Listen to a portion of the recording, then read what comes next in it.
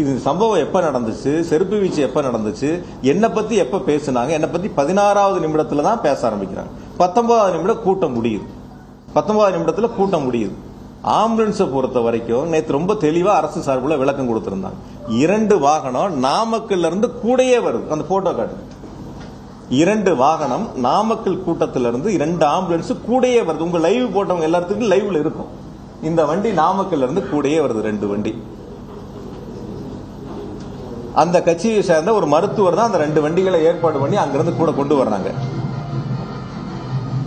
இதுக்கு பிறகு போதுங்க, நான் பண்ணுங்க. இதுக்கு பிறகு 5 வாகனங்கள் கரூர் மாவட்டத்தை சேர்ந்த அந்த கட்சியை சேர்ந்த மருத்துவடி மாவட்ட துணை செயலர் ஒருத்தர் 5 வாகனங்களை பேசி 3000 ரூபாய் வாடகைக்கு எடுத்து 15000 ரூபாய் பணம் கொடுத்து 5 வாகனங்களை தயாரா வச்சிருந்திருக்காங்க. அதுதான் அந்த 7 வண்டிகள். 5 வண்டி இவங்க ரெடி பண்ணது, 2 வண்டி கூட வந்தது. எந்த இடங்களையும் நீ யாராவது ஒருத்தர் நான் அது கூட சங்கடங்கள் பட்ட எங்க நிர்வாகிகள் மேல, அது எந்த இடங்கள் அந்த தவறு நடந்துச்சுன்னா, மருத்துவமனையில பிரேத பரிசோதனை முடிஞ்சு போகும்போது அந்த மருத்துவமனையை சேர்ந்த ஒரு சகோதரர் அந்த தவறு பண்ணிட்டார். எந்த இடங்களையும் கூட்டம் நடந்த இடங்கள்ல எங்களுடைய ஆம்புலன்ஸ் வாகனங்கள் எதுவுமே போகல. அவங்க முத கால் பண்ணது 108. அதாவது வாட்டர் பாட்டில் வந்து மருத்துவக் கல்லூரியில நள்ளிரவுல கேட்கறாங்க. அப்ப கடைகள் அடைக்கப்பட்டிருக்கு.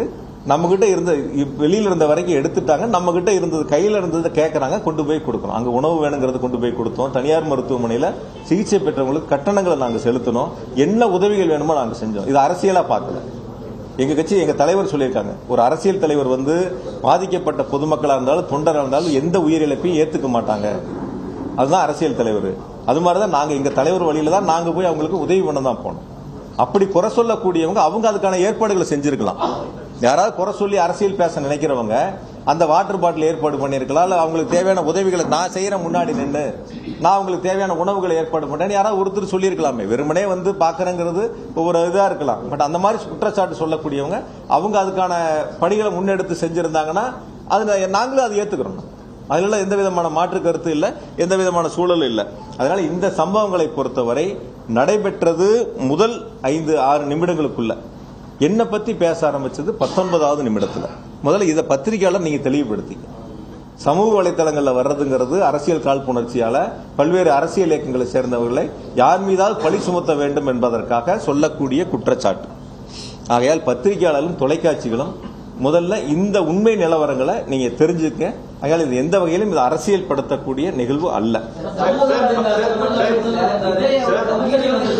ஒருத்தரா கேள்வி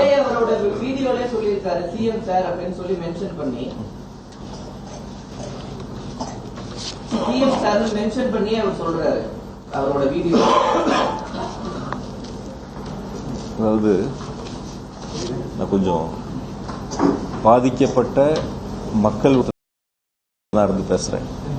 நான் என்னை பொறுத்த வரைக்கும் என் குடும்பத்தை நேசிக்கிறத விட என்னுடைய மாவட்ட மக்கள், என்னுடைய தொகுதி மக்களை நான் ரொம்ப அளவுக்கு அதிகமாக நேசிக்கக்கூடியவன்.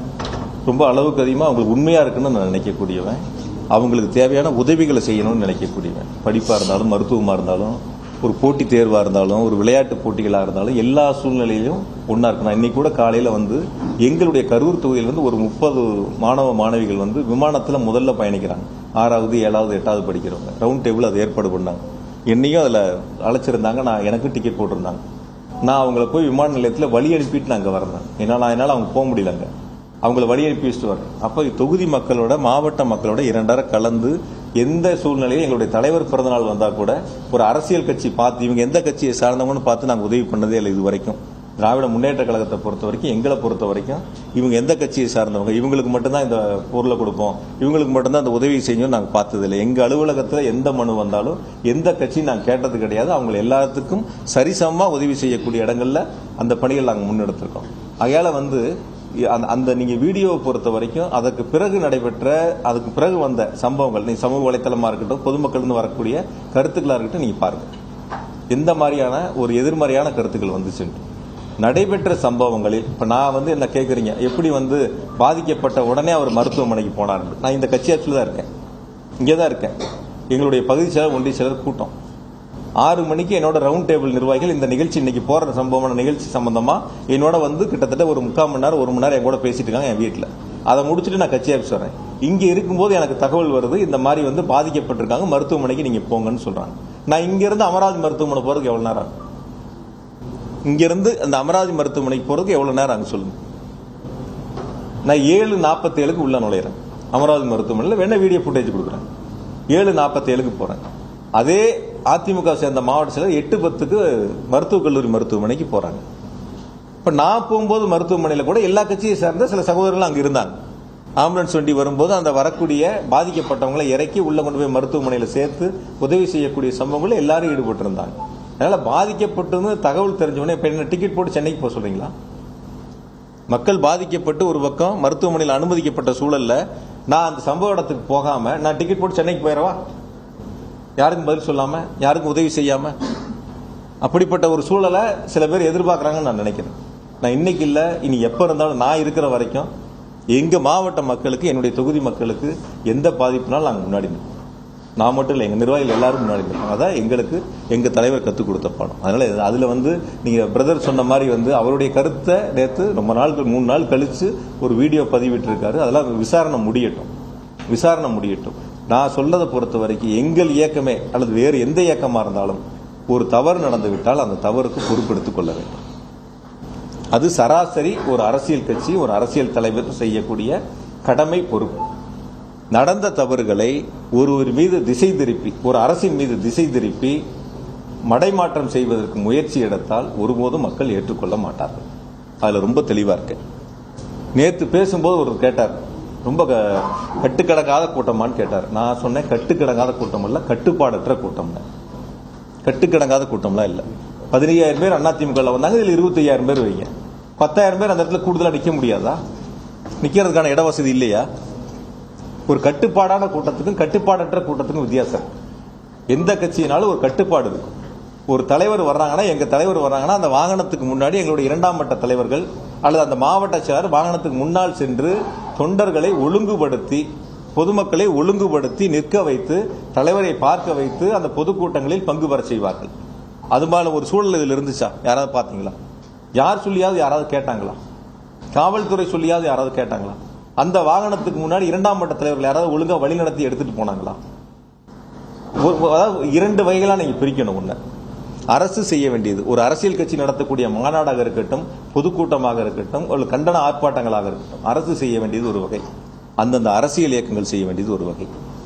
அரசு செய்ய வேண்டிய கடமை சரியான நேரத்தில் சரியான முறையில் செய்திருக்கிறார்கள்.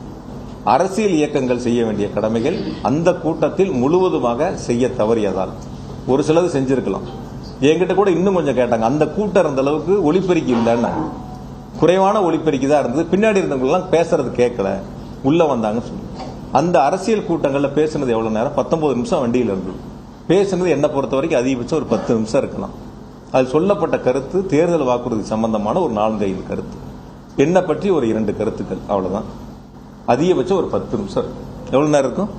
ஒரு 10 to 12 நிமிஷம். இதுதான் அந்த கூட்டங்களில் நடைபெற்ற பேச்சுக்கள். ஒரு அரசு செய்ய வேண்டிய கடமைகளை அரசு சரியாக செய்திருக்கிறது. நான் அப்படிதான் நினைக்கிறேன். எங்கிட்ட சொல்ல பகிர்ந்த மக்களும் அப்படிதான் சொன்னாங்க. அரசியல் இயக்கங்கள் செய்ய வேண்டிய கடமைகளை சரியாக செய்ய வேண்டும். அது என்ன பொறுத்த வரைக்கும் அந்த கூட்டங்கள்ல சரியா நடந்தது என்பதை நீங்க தான் தீர்மானிக்கணும். நீங்க அந்த களத்துல இருந்தீங்க, அங்கிருந்து நேரடியா பார்த்தீங்க. அப்ப அந்த அரசியல் இயக்கம் சரியான கருத்துக்களை, சரியான பணிகளை அந்த இடங்கள் முழுவதுமாக செய்தார்களா நீங்க தான் பார்க்கணும். நேற்று பாஜக தலைமையில ஒரு டெலிகேஷன் கமிட்டி அவங்க வச்சிருந்தாங்க. அவங்க வந்து என்ன சொல்லிருந்தாங்க, ஒரு சிட்டிங் சுப்ரீம் கோர்ட் ஜட்ஜ் வந்து இதை விசாரிக்கணும் அப்படின்ற அந்த கருத்தை அவங்க முன்வச்சிருக்காங்க.